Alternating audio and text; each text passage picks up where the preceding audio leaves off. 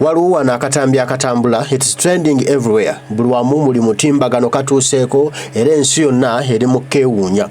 It is of a Ugandan ambassador in Canada, Ugandan High Commissioner in Canada, Ruth Acheng, is lamenting that Ugandans are abducting themselves to get asylum in Canada, in US, in Germany, in Britain, in Brazil, everywhere, France, Italy.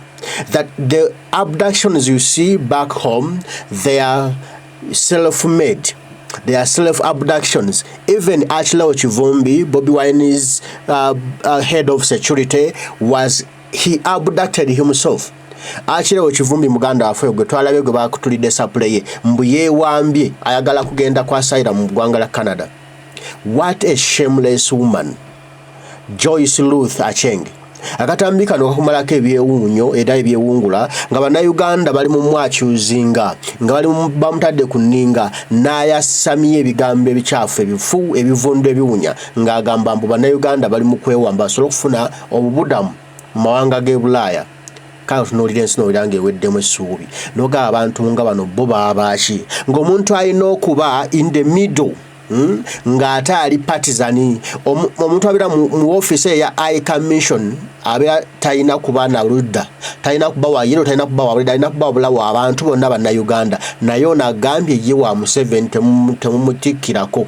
Kaso tulaba akatambi ako anaawe ogenda kutogamba Uganda twatuukadde eno okuswala kuno kwe tulimu okw'ekika ekyawaggulu bwekiti okubanga abantu abandi badde abaffe, abantu abandi tubeereddewo, abantu abandi wuliriza ebigambo byaffe ate nga be bantu abali mu kutuvoola n'okutumalamu essuubi.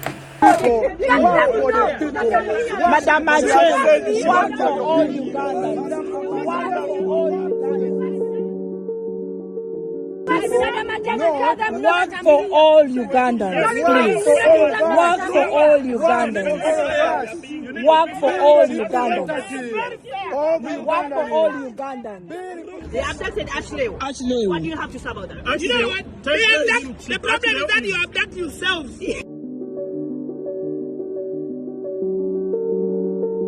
Imagine. They abducted Achille. What do you say about that? You know, the problem is you abduct yourselves. Imagine a high commissioner of that caliber. She is really partisan.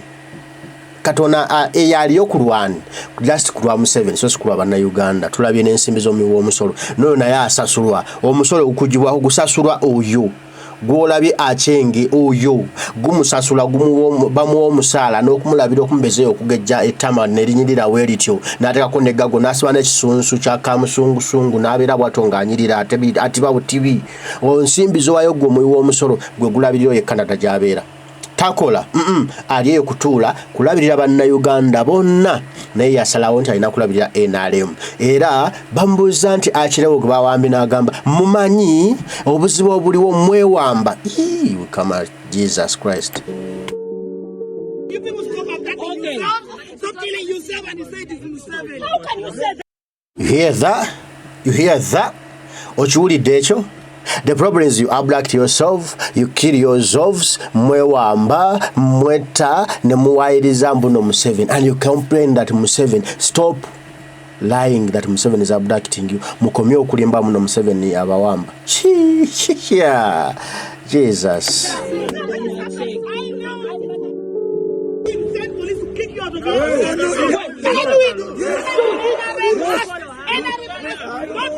We also have permission. We also have permission. We also have permission. We have permission. You don't to stay away from me. Yes. Take the picture. You take a picture. How many pictures are you supposed to take? Is that ban still valid? No, people power. Our power. People power. Museveni is a killer. Oh, my Uganda. Museveni is a murderer. Museveni is a killer. Imagine a high commissioner. She was sent to Canada to help Ugandans, to be there for Ugandans, to be a shock absorber for Ugandans who live in Canada. In case you have a problem in Canada, you go to her office and report there for assistance, for any help. But she will never help you if you're not supporting Museveni. If you are not of NRM, she should never help you. And you see, instead of raising her voice that really abductions must stop in our country, we must have a free state like Canada is. Canada is not abducting its citizens. Uganda president is abducting his citizens. The people he's supposed to protect. The people he's supposed to cater over. He's just abducting them. Abantu balina okulabirira, balina okulaba nti abawoterawo embeera ey'okwekulaakulanya n'okuba obulungi, okuba abalamu eddagala mu malwaliro gye liri, okubanga amasomero abaana basoma, okubanga enguudo nnyingi, okubanga basobola okunoonya omulimu buli omu n'agufuna. There is opportunities. Abakulembeze batulawo opportunities ensobola okubanga tusobola okuba tufuna ensimbi. The country where there is freedom, the country where there is progress, the country where we have a dream. But Uganda, we don't have a dream. Tetulina kirooto kyaffe gye tugenda ntino gye tusuubira okulaga. Oyinza okukyanga olina ekirooto ne buzigenda okulaba saa bbiri nga kivuddewo tekikyaliwo, kubanga gy'ogenze tebikwatagana n'ebyo by'oluubirira. Ye Uganda gye tulimu. Gana amawanga agaakulaakulana gannaggwadda. You get a dream, you get up, you work hard, you fight, you catch, you win, you get your dream right. Naye Uganda tubonaabona bubonyiibonyi. Naye ono omukyala tabiraba. Abaana bamugatadde kakaliriro nti munnanga tuli mu kuwambibwa. Lwaki togamba ku Mukama wo n'akoma okuwamba abantu baffe? Lwaki togendako ku bakulembeze b'e Canada n'obagamba nti bannange Uganda waliyo ekiwamba abantu tukyambibwe kigome?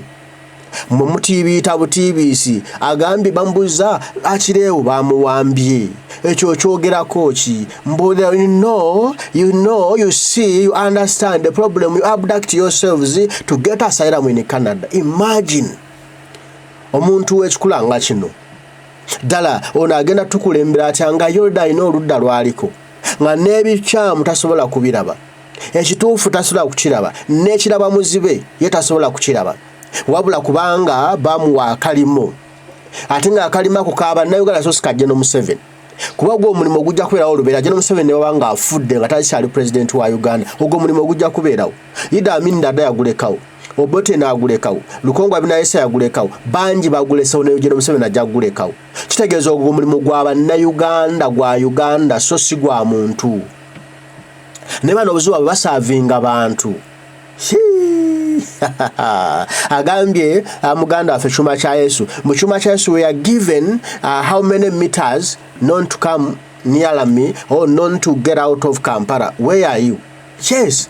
Kubanga bamu abductinga Kalangala gye baba abductingira ne batulugunya n'abakola Sodomo ne Gomora ne babaliisa obubi bwabwe. Chuma kya Yesu yali agenda kufoyo golaba era gwe basooka okuyimbula ng'afiira mu kkomera. Bwe yafuluma abannaffe abamuwanga amagati ne bamutaasa ne bagamba nene toyina kufa, ne bamuddusa afune ku bujjanjabi n'okulaba nga ava mu Uganda okuwona okufa. Kwe kusibira Canada gyali Chuma kya Yesu tebyali bya mirembe, byali bibi nnyo ebibye. Era kati singa twagamba rest in peace ne Mukama yataasa n'abawaali. Naye amugambye bakugaana okuva e Kampala eno oli luddawa, wulira obusirusiru, wulira obugwagwagwagwa obugwenyufu. Agambye mwewamba ate bakugaana okuva e Kampala, meaning she's emphasizing the point, the issue that Museveni is abducting our people. Naye ate nga yeewuguusa. Even that mere statement proves that Museveni is abducting our people. You were asked not to go 100 meters from Kampala. Now you are here. Now Chuma kya Yesu yeewamba ne yeewa amateeka obutatambula kuva Kampala meters 10. Okiraba obujega bubalina nti bwogamba tabasina kulowooza. They don't think, or they think after they speak. Basooka kugenda ne balooka balowooza.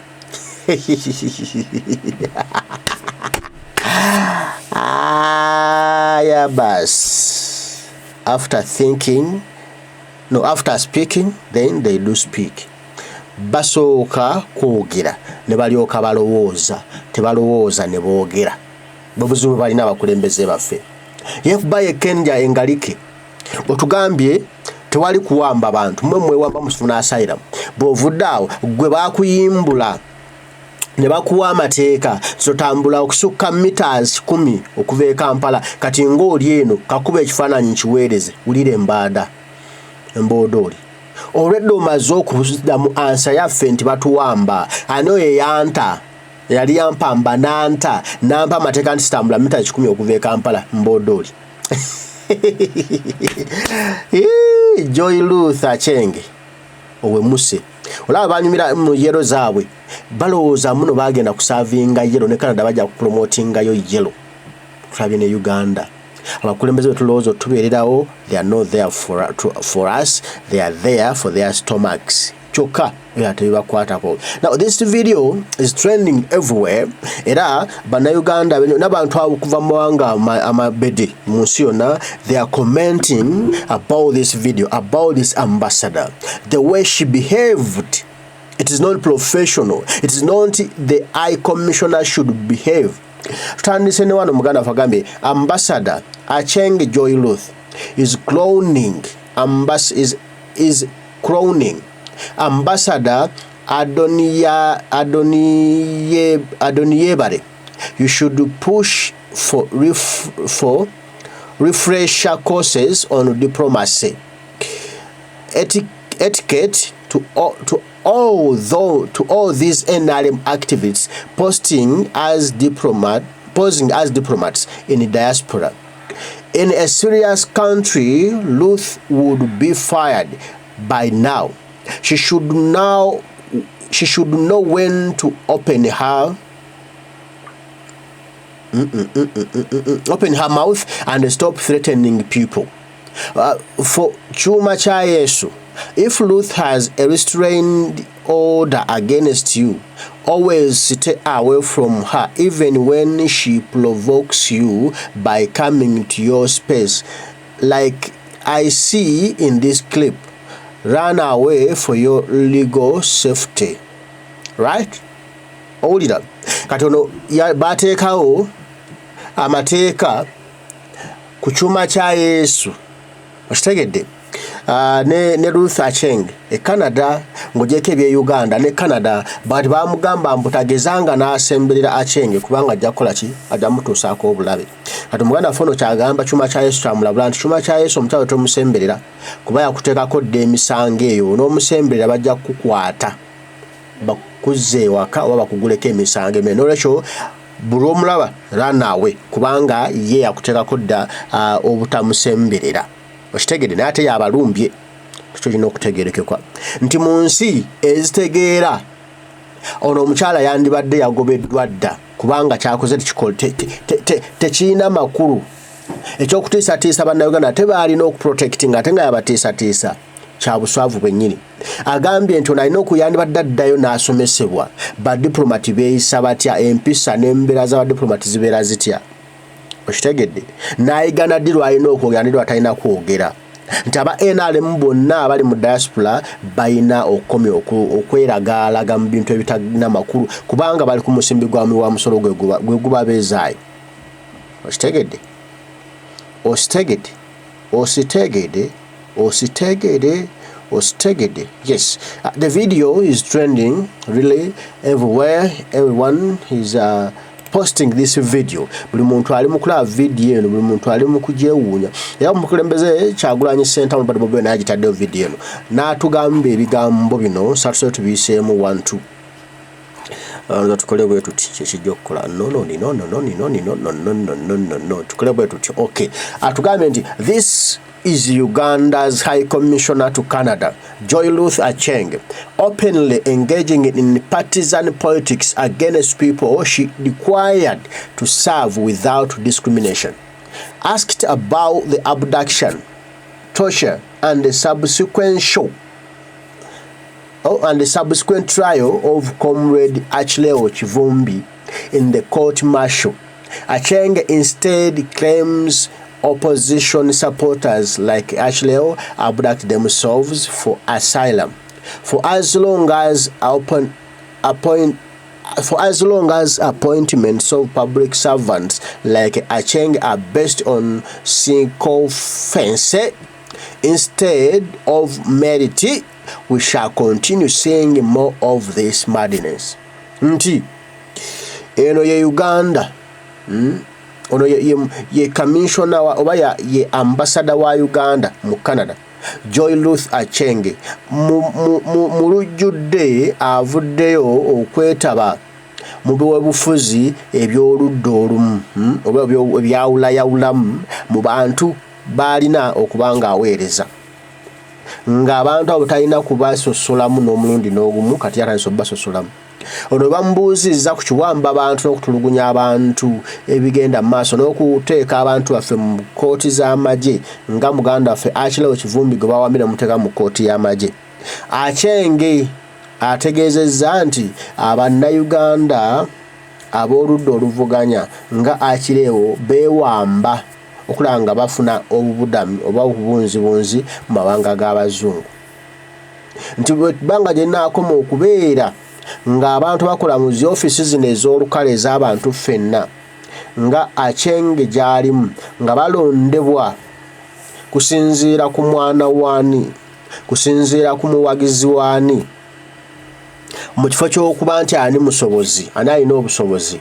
Bino ebintu by'ekigwenyufu tukyakwongera oba nga tukyabiraba. Ebigambo bya Kyagulanyi byawandiise. Era amaze obbiwanika notera naye akavidiyo kano akachengedde Machenge. Okalabye ka video kachengedde Machenge n'akatuteerayo naye. Okitegedde.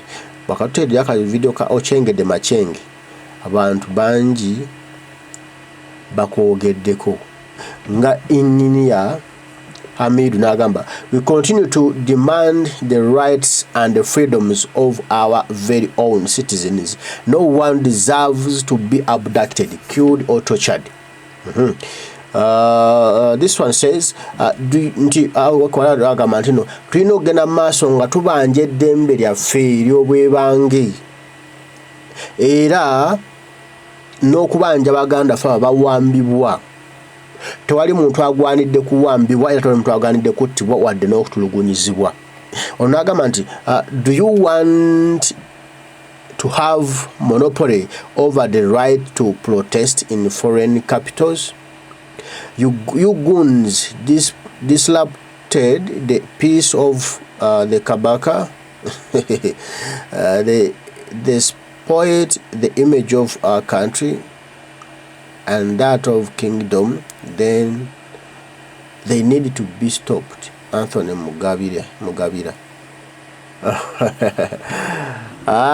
Oraga mbu abekalakasa bawemmeneku. Era mbu badde bagenda bibuga ebyenjawulo okwekalakasa mbu bagaanibwe mbu baatawanya eddembe lya Kabaka. Naye nga temanyi nsonga lwaki Bannayuganda beekalakasanga olwa Kabaka. Kabaka yali mu buwambi. Ate teyeyagala ng'ali mu nsi yatambula. So these Anthony Mugabiras of the kind. Onagambye, who says Snoop has the sole right to express themselves? Demonstration can be countered. If you tarnish Uganda's image, expect response. It's the High Commission. Kati abantu abamu sibategeera. Kyemugamba Uganda tewali okuwamba. This is the kabinja akabere chambogo akabere bwemula Kyagulanyi akoze post mugende mu counteracting kati no mpita Bannayuganda. Let's go Twitter kubanga waliyo abasezi ba General Museveni be yateekayo buli post Kyagulanyi gyateekayo nga bagenda nga bawandikako ebyabwe obulabe no comment zabe zisingako obulungi nga mu counterattacking. So let's go Twitter bannaye. But post let's engage, let's speak the truth every day Uganda. Kubanga Akatambike yogerera ne Akileo yawambibwa kati bano batako mbuno you are disrupting the peace of Uganda. You don't have a monopoly on demonstration. But why do people demonstrate? Because of ebidi waka, the abductions, the killings, the torture. That's why people are demonstrating. Then you as an NRM, why would we demonstrate? Because nobody's abducting you, nobody's killing you, nobody's torturing you. Now, why would you go demonstrate? The reason you would go demonstrate is to fight corruption. We called you. You never joined us in march to parliament demonstrations as we are asking stop to corruption. You never joined us, your NRM men and the women.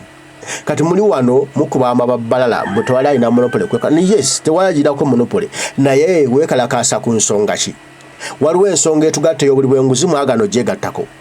Kati waliwo ensonga eno eri ku ffe abawambibwa, abatulugunyizibwa, abattibwa. Era temwagala twekalakaase? Kati mwe batawamba batatulugunya mugenda kwekalakaasa ku nsonga ki? Museveni for president, okay. We shall see. We want to march with you, President, next time, not only us. Now, why would you march with the President? To do what? This is, you see, bano mbagamba bano biba Museveni bano. Ndozamula posti za Kyagulanyi zateekayo. Banayuganda yakinkozesezza ebintu bino to make you know. Nti ku Twitter eri General Museveni ya deploy. Bayamanya nti ye walide go. Kati yateekayo abantu Kyagulanyi akola posti zonna nga bakomentingako ba NRM. Nga bonna bekyambugu.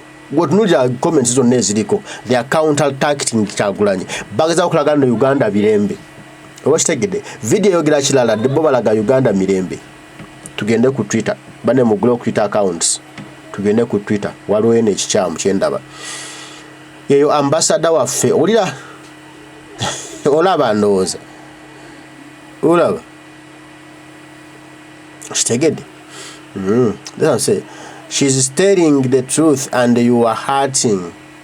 The World Noob Party is mad. Mwine akahuje kamani. Yozola abantu bonna postinga ku bintu bya Kyagulanyi. Baza okulaga mbuno oli kyayogera kituufu. Bannange, wherever you are, you on TikTok, you on Twitter, you on Facebook, you on YouTube, you on where? You on Sled. Bannange, let's go Twitter. Kyagulanyi bamumenye amenyeke eno maze okukiraba. Eno Kyagulanyi ali mu kumenyeka waliwo kyendaba. Let's go Twitter. Temuliyo muli ndozeyo muzina bimansulo. Let's go Twitter. Batayi bange. Bula President Kyagulanyi akoze post ku Facebook, automatically mane ku Twitter agikoze. Go Twitter and put your comment. Eno ku Facebook kitambula bulungi ne bwogenda ku Twitter. There is a difference, meaning mwasigala ku Facebook to Twitter temuliyo. Ate bwetubanga tuna slow talo luvaire ku Twitter kati bano bali mu kulaga President Kyagulanyi nti byakula tebiri mu magezi. Okitegedde?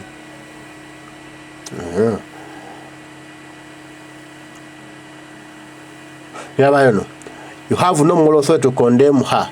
Time memorial, your gang has been demonstrating here on daily basis, tarnishing the image of our country.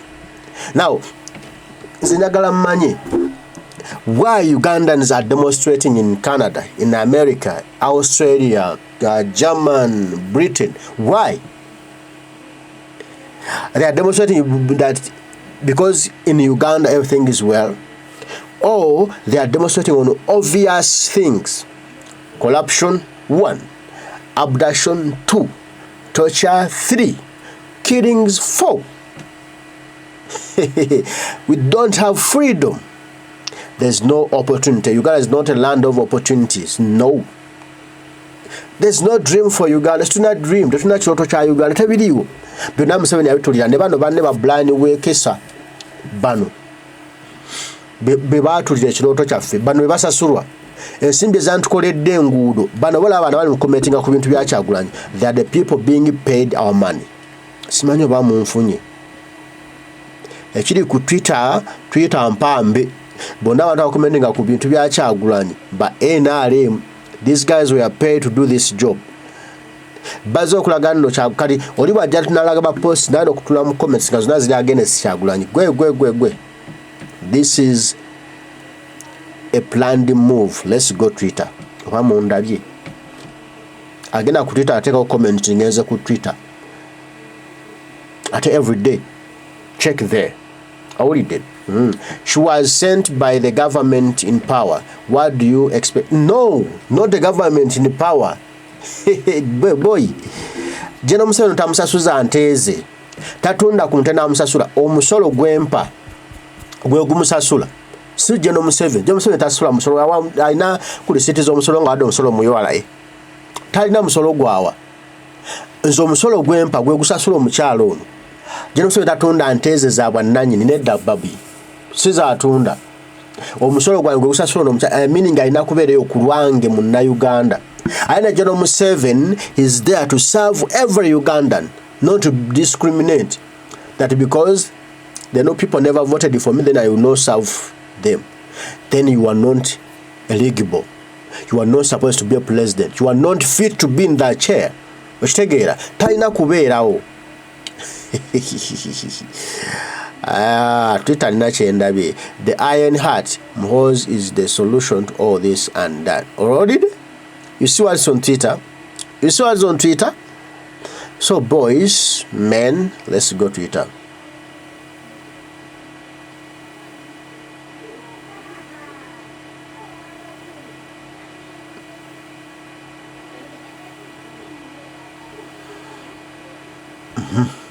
Let's go Twitter.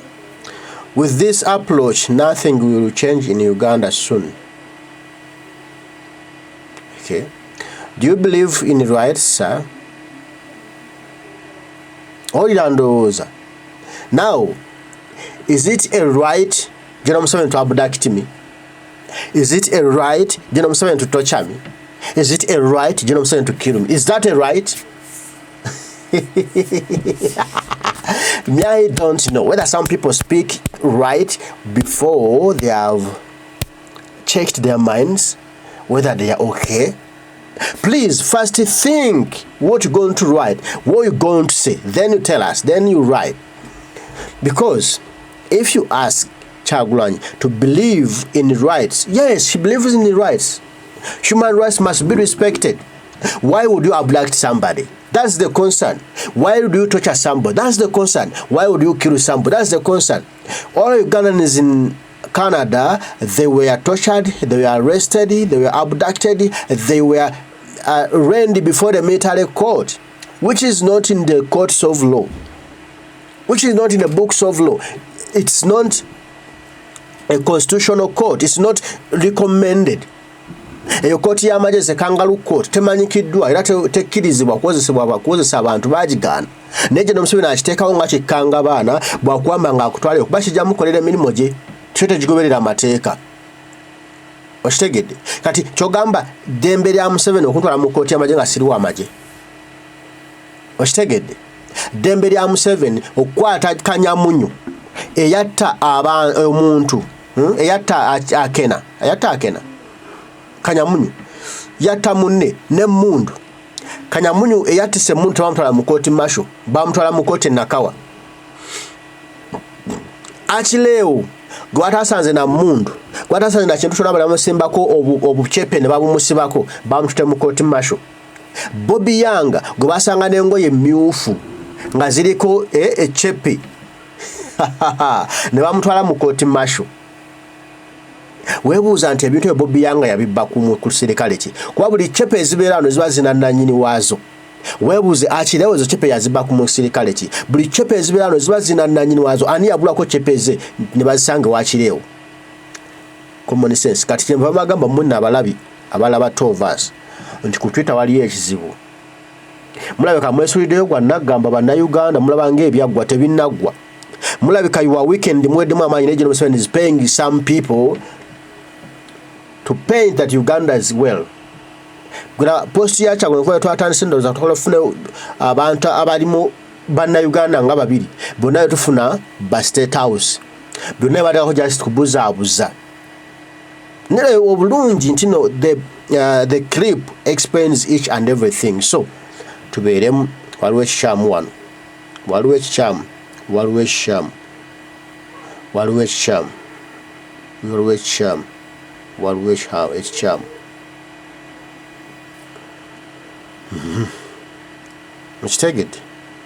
The video for it is trending.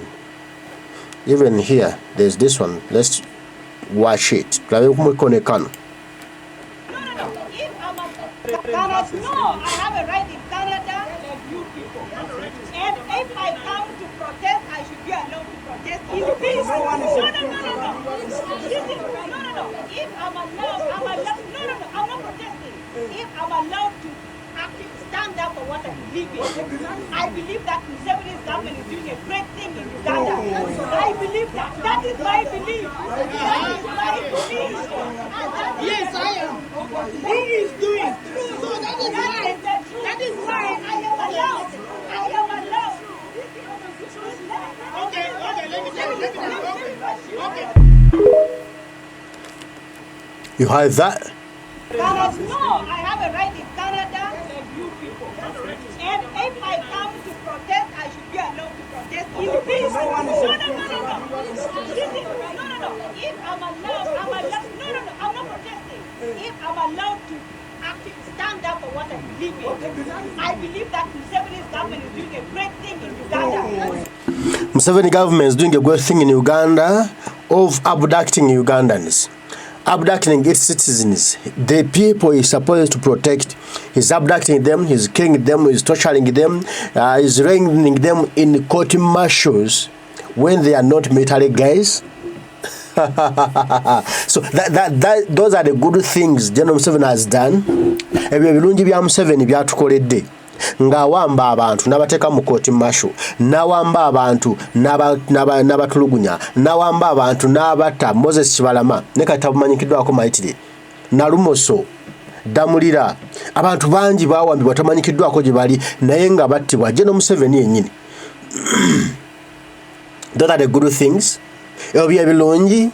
If the president kills his citizens, the people he must protect, when the president is killing them, when the president is torturing them, when the president is abducting them, when the president aligning the citizens in the courts of martial, in the martial court, a kangaroo court, when they are not military guys. So is that a president? Is that doing good thing? Malaika Gauderi Mtokevu Yabulira Maria. That I have freedom to protest. Yes, no one is arguing that don't have a freedom to protest. And that's the other guy, the point he was raising, that everyone has a right to protest. Yes, everyone has a right to protest. But we're protesting on what? Right? If you are protesting, no one will touch you. No one will deny you the right to protest. You protest because you want to protest. You have your issues. Even last we have our issues. Now, why are you coming in our protest and start disrupting it? Because no members were protesting. Then this ambassador and the co-friend, they came to disrupt the protest. So no one called you. Why would you come in our protest? Yet we've not called you. And you are not protesting. They asked her, are you now protesting? No, I'm not protesting. So if you are not protesting, why are you coming to us who are protesting? You just move and go. We've not come to you. Tetuze mu office yon tutuze chetuna chetwagala jogera ko naffe nayo tusanze tukalakala no yagala tuyingiremu to cause chaos olaba. So Ugandans, let's go Twitter. Let's go Twitter. Waliwo ekikyamu ku Twitter. Waliwo ekikyamu ku Twitter. Mbabuulidde. Waliwo ekikyamu ku Twitter.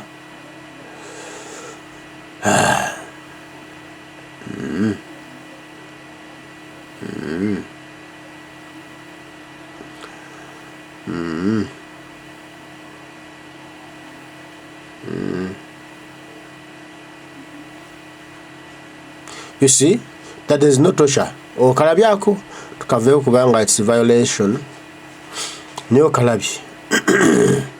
Kali.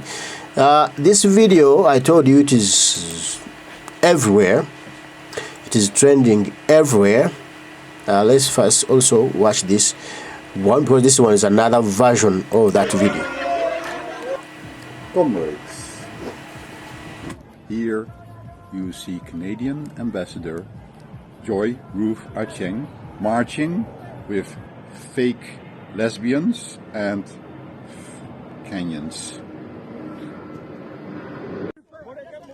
Our Canadian foot soldiers came out to expose them. Especially, I want to highlight Chuma. He was even locked up because of false accusations by Ambassador Ruth Acheng. And look at him. He is peacefully demonstrating, not touching this arrogant Musevenist. Some people come to my inbox saying that I should ignore these people. But I tell you, these people cannot be ignored. This lady is a hardcore Mohozi fan. She is friends with Balam. They are preparing the grounds for a takeover by Mohozi, which we cannot accept. You are UPC. No, the propagandists. No, you are UPC. The propagandists of the opposition. We are here. Yes, so you people stop attacking yourself. Stop killing yourself and you say this is Museveni. How can you say that? You had it. You had it yourself. Stop abducting yourselves.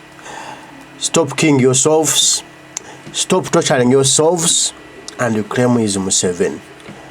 Joy Ruth Acheng, Ugandan ambassador in Canada. You've heard the last video.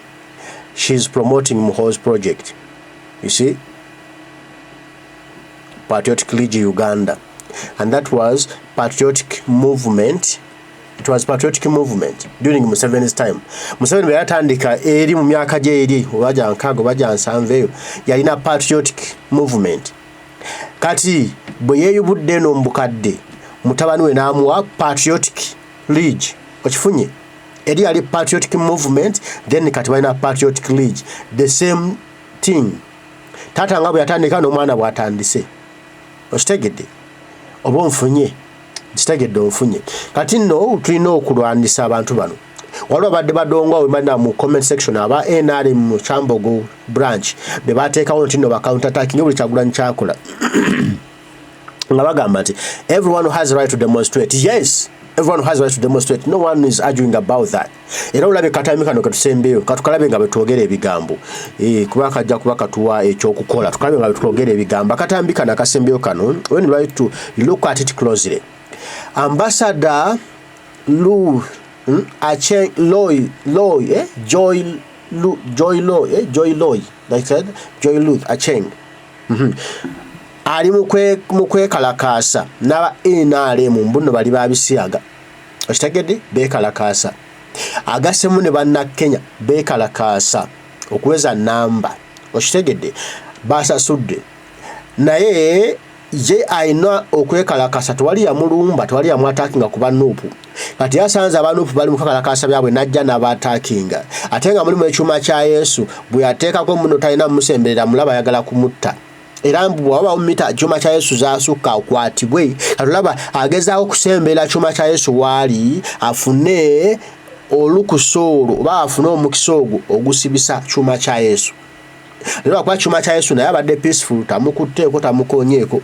Era bamulese ne yekyanga kyanga ebye ne yekyanga kyanga ne bamulabisa bulabisa nga bw'oli mu kulaba bwe bamulabisizza.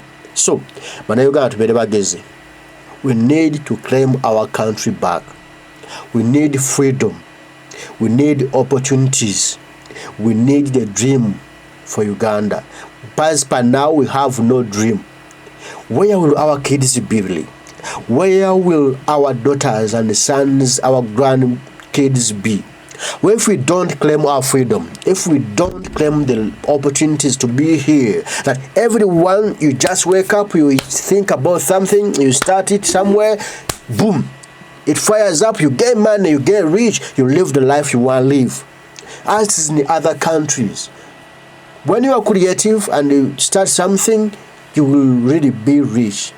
But in Uganda, you start something, they overtax you, you go back in your village and you sleep. The business is done. Many people started businesses in Kampala. Now all businesses collapsed just because of overtaxation. Because they are not someone's kids. Because businesses are wezagwa. Nezigwa sete ne badda mu kyalo ne beebaka. Kati Uganda tewali favorable environment for you to work there. Ne bwanga owereddwa mulimu. Bakuwa obusente n'omalira mu transport, bakuwa obusente n'omalira mu byokulya, ogenda okumalako omwezi nga you have nothing that were not developing. Okitegedde? So, It's our responsibility to claim our country back from the abductors, from the killers, from the torturers, from these mafias. Do it. If we to claim our country, we must fight. And if we fight, we will win.